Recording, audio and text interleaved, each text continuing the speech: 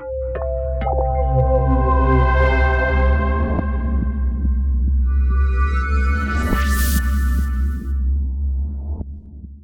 JJ Johnson. You're watching Reality Survival. So today we're going to talk about an EMP strike on America from China or Russia or whatever.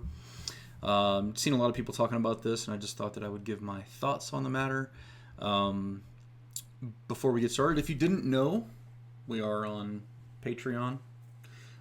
You can join for as little as $1 a month, and what we're doing is we've kind of structured it like a college or a university or an academy, where you've got different tiers: freshman, sophomore, junior, senior, graduate, doctor, that kind of thing. That's kind of denotes the level of support that you provide.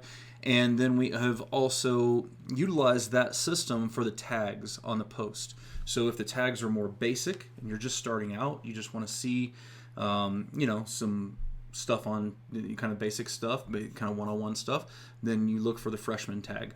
And if you want to look for something a little bit more advanced, you've been prepping for a while, then you can look for sophomore, junior, senior, graduate, and so on. We've also got it broken down into full lessons and short lessons. Full lessons being over 15 minutes, short lessons being under. I've got some downloads in there for emergency checklists and stuff for the $3 a month and higher patrons. You can also do one-on-one Zoom meetings with me at higher levels, for kind of like a mini consult. If you have questions that you want to ask, I will do a response and provide you my thoughts on the situation that you described to me. So it's pretty cool. I've really enjoyed it over there. I think for just $1 a month, just to keep the trolls out, is worth its weight just right there. I think that it really is. But more than that, I've really been trying to gear this towards the people who are starting out, who've been thinking about getting their feet wet and prepping for a while, and they just haven't quite made the jump. They're like, I just don't know if I want to do this, and I think this is a good way to get into it. So I'll leave it at that, and we'll go ahead and get on with the rest of the video. Okay, so first off, I apologize for the bad lighting. All of my stuff is packed up in boxes, and we're getting ready to move from Wyoming to Indiana, and so that's going to be interesting. Going to be an interesting transition. But anyway, the point of the video here is to talk a little bit about EMPs and the possibility or probability of an EMP strike sometime in the near future on the United States. I've said this for a long time, that I don't tend to believe that possibility or probability is very high. And the reason that I think that is because,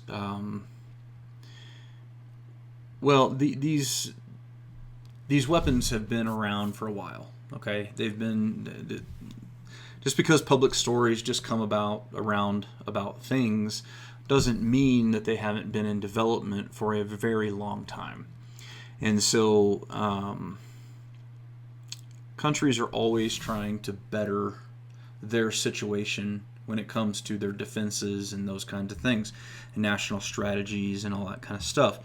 And any country that has a professional military, like the United States, China, Russia, those kinds of things, you have professional military education schools, and you have officers who will write position papers and different things like that. They will publish them publicly, and people will take those to mean that is the national policy or that is the national strategy and all those kinds of things. And in many cases, it's not. And so I think that's an important piece of this to understand. Now, do I believe or do I know that China is in possession of or working on EMP type weapons? Of course they are. All advanced countries are. All right, because they understand the effectiveness of them. Utilizing a nuclear weapon as an EMP weapon and doing a high altitude detonation is far more effective on a country that relies on electricity than doing a ground burst or something like that in a city. All right. A lot of people, because they grew up in the United States in the 1980s, 70s, and 80s, and all that kind of stuff, have this idea that a nuclear explosion is catastrophic and it can't be recovered from and all this kind of stuff. Well, that's just simply not the case. Those weapons used at, like I said, ground level or so in cities are not nearly as effective at creating death and destruction as doing a high altitude burst. So a lot of countries know this, right? They understand that, and they understand how to use it. The problem with all this comes down to mutually assured destruction, okay? And that principle doesn't just hold true with using nuclear weapons in a traditional manner, okay? It also holds true in utilizing nuclear weapons and or EMP strike weapons. Either way, it applies equally to both. If you try to incapacitate us, we will try to incapacitate you. Okay, and that is not a difficult thing to do when you have a nuclear arsenal. So the concept still applies. I know a lot of people are concerned that you could sneak them in on cargo ships and satellites and all these different kinds of things. Well, trust me, if the Washington Post or the New York Times or Politico or all those different places that have published different articles talking about China and EMPs and all this kind of stuff where they're trying to stir up trouble, the Department of Defense knows about that too. All right, so you really, I think that the United States has a pretty good handle on their defense systems. And that's why I sleep pretty comfortably at night, not worrying about EMPs and all those kinds of things. Now, that being said, I'm not a China expert. I have specialized in the Far East in my career for about 12 months in counterintelligence, dealing with threats and those kinds of things. But I don't classify myself as a subject matter expert at all. I do try to keep up on current events and all that kind of stuff, and what I see currently, and this is June of 2020, is China doing a lot of more of the same. Maybe they've ratcheted it up a little bit. Maybe Russia has ratcheted it up a little bit. But all the things that they're doing have all really been being done, for the most part, for quite a while. The thing is a lot of times this stuff just doesn't get press. It doesn't catch press. And the press, the media, is not trying to utilize situations to make them seem more severe than they already are to make Trump look weak. That's what's happening now. These media outlets are taking these situations and they are trying to make it look like it's more severe to make Trump look more incompetent. Okay? That's just the facts. That's what's happening. A lot of the stuff that they're doing, the border skirmishes in India have been happening for a very long time. The South China Sea, all that contention has been happening for a very long time. The Russian airspace incursions happens on a regular basis. All these things, we're every nation, including us, we're always poking and prodding and letting people know where we're at and where we're here and where we're there, and all that kind of stuff. That's part of the back and forth that happens internationally on a regular basis. But the media has learned to weaponize those events to make them seem more imminent and to make them seem like it's a bigger deal, and that Trump is failing on foreign policy and all this kind of stuff. Whether he is or isn't, that's what they're trying to do, is to make it look worse. So, all that being said, I don't really believe personally that this is a huge concern. Now, like I said, I could be wrong. I'll fully admit that. I don't know. I'm not using any inside information or any of that kind of stuff. This is just JJ's opinion, based off of what I see in the news and what I'm, how I'm kind of reading the tea leaves, so to speak. And I don't think it's going to be a problem, but I could be wrong. And so it's always a good idea to pray for peace and prepare for war. I got some paint on my shirt right there.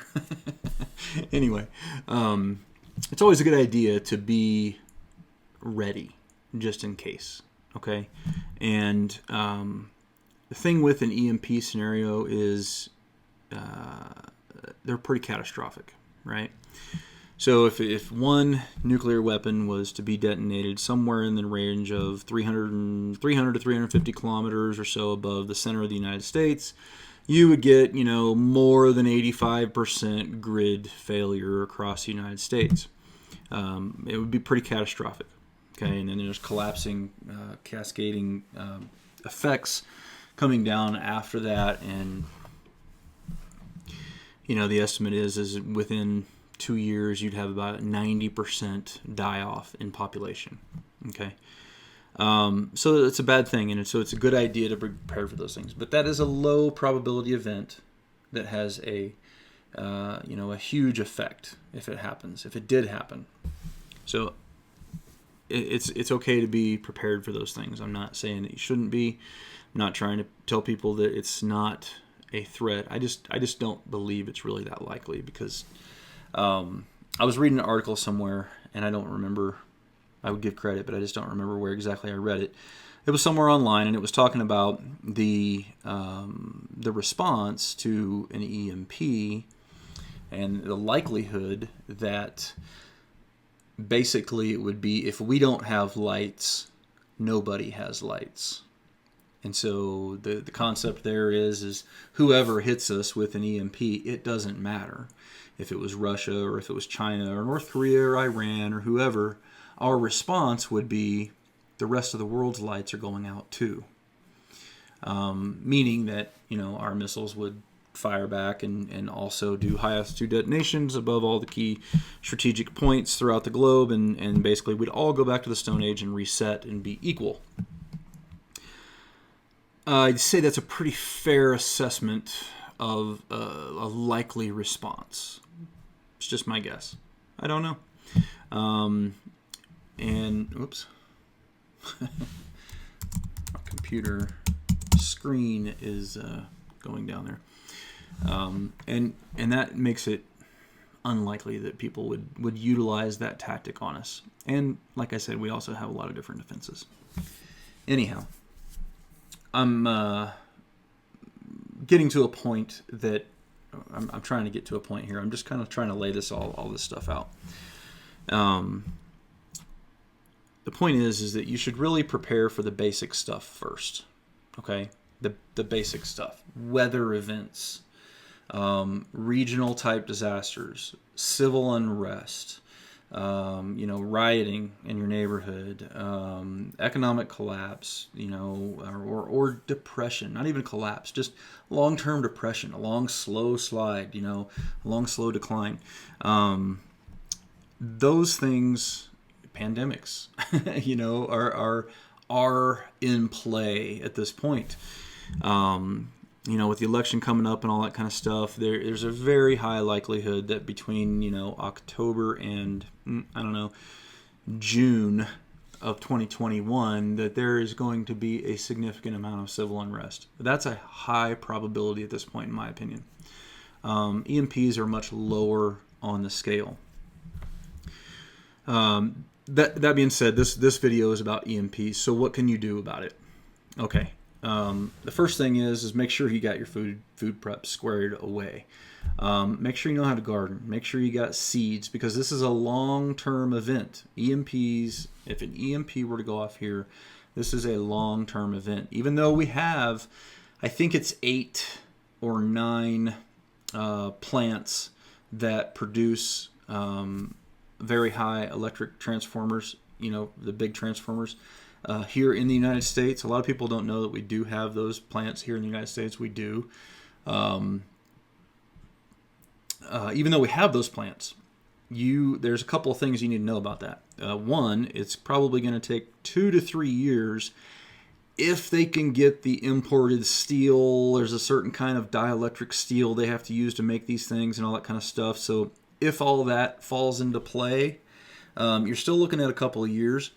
And it has to be tailored each transformer has to be tailored specifically to the load that it's going to be carrying.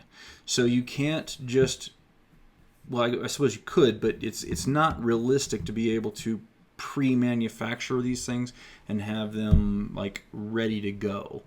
You can do that on smaller systems, but you can't do that on these big systems that power these big grids. So we're looking at on the low side, probably a 3 to 5 year event before you start to return to some degree of normalcy, and that even is probably being generous. So you want to be thinking about long-term sustainability. So things like gardening, animal husbandry, blacksmithing, being able to make, your own thing, having a lot of tools, that kind of stuff. Making sure your food preps are squared away, obviously, is a huge part of it. Your food canning and storage preps, having those things squared away. And, having a good bug out location if you need to go to get away from civilization for a while all the big turmoil happens. If you got a place that's secluded, that's away from the city that you can go to, then that would be great. So here's the kicker. How do you get to your bug out location, right? How do you get there? Well, having a vehicle that is older, that doesn't have a lot of electronics in it and those kind of things, like a prior to 1980 with no electronic ignition, is going to be a pretty good bet, having an older vehicle like that. You could also put on the EMP shield, which I'll put a link to down in the description below. It's empshield.com/reality survival. As you guys know, I'm an affiliate with them, even though I'm probably the worst salesman for EMP Shield, since I'm sitting here saying it's not very likely to happen. It'll save you $50 if you use the link in the description below if you want to get one. I think they run around with a discount. I think you can get them for about $300. You can hook it up to your vehicle, and what that will do is if there is an induced wave from an EMP felt or sensed by the unit, then it automatically shunts the excessive voltage to ground on a repeated basis until the energy dissipates. And so it basically saves your circuitry from frying, and your vehicle will still be operational. They also have an EMP shield for the home. The benefit for having an EMP shield on your home, about the same cost, same discount, is that while the grid might be fried, okay, and if you have one in your home, then it's going to shunt all that induced voltage into ground before it fries all the circuitry in your home and all the things that are plugged in. So if you have a generator or a solar system, a solar backup and all that kind of stuff, and they make EMP shields for all these items, then you would still be able to hook that generator up to your home and still have lights and still have, the use of your heater and, different things like that, your computers and whatever was plugged in. And so for a while, as long as your fuel lasted, then, and you would obviously want to ration that, then you would be able to have some semblance of normalcy while you figured out what you needed to do. Okay. Now there's definitely some OPSEC issues here. You don't want to have all your lights bright and shining and all that kind of stuff, and you want to try to muffle the sound of the generator. And if you live in a city, this is even more problematic. There's issues. Okay. I'm not saying that that's a perfect solution. And I have never actually even said I know for sure if it'll work. I'm not an electrical engineer, and the units that they sell are sealed up, and I wouldn't even know what I was looking at if I did. Why do I trust them, and why am I an affiliate for them? Well, it's because of the third-party testing. Keystone Labs is a very well-known laboratory. They do a lot of testing for DoD and everything, and they say that they meet the military standards. So to me, I'm like, okay, that's good enough for me. I believe it. But I don't know. I don't know if it'll work. But kind of the way I look at it with the EMP shield thing is, you look at buying a couple different units, you're looking around, $600. It's about the same as an AR. So, if you've already got few ARs, you've already got some guns, ammo, some food, you got your basic water in place, you got, you know, a little bit of a bug out plan, you've got your other stuff pretty squared away. Yeah, I mean, investing another $600 might not be a bad idea. I don't know. It's up to you. You know, maybe you just want the vehicle. Don't worry about the house. Just say, hey, I'm doing a bug out plan. I just want one on my truck so that I can load it up and hit to my bug out location and be able to get there without a problem. While everybody else's cars, well, not everybody's, but while a percentage of other vehicles are no longer running, yours would still be running. So that's something that you can look at as well. Preparing for an EMP is a colossal task. It's like preparing for going back to the Stone Age, basically. It's a big deal. So you got to have all your ducks in a row. If you're a new prepper, if you're thinking about getting into prepping, you've been watching prepping videos, you've been trying to understand the terminology and the jargon and everything like that, and you're just kind of like, I don't know if I want to do this or not, go over to Patreon and type in American Prepping Academy. Join for $1 a month. You got 30 days for $1. Go through that 30 days, look at every single lesson and read all that stuff. And if you don't think it's worth the value, then disenroll. You know, disenroll. And it costs you $1. And I don't think that you'll disenroll. I think you'll keep going. I think you'll keep going with it because we're putting out a lot of good content over there, and we've got a very good community. I also do a lot of alerts. I have sort of a, you know, I don't know what I would call my own intelligence network where I gather information from particular sites and stuff, and I try to share with you guys on Patreon what I think to be important or prepper-related type stuff. You know, like, hey, this kind of might make you think about this. Maybe look at this, you know, that kind of stuff. So I think that's probably helpful as well. But anyhow, there's a lot to learn about it. There's a lot to learn. There's a lot to be ready for. It's a terrible situation. An EMP would be a horrible situation, and God forbid that it happen. I hope that it never does. With that, I just wanted to throw that out there, give you some of my perspective on it. Again, I think it's a low probability deal, but it's a high impact. If it ever did happen, it would be good to be ready for. So with that, I appreciate you guys watching. And as always, don't forget to live the 6 Ps. Proper prior preparation prevents poor performance. Stay safe, guys.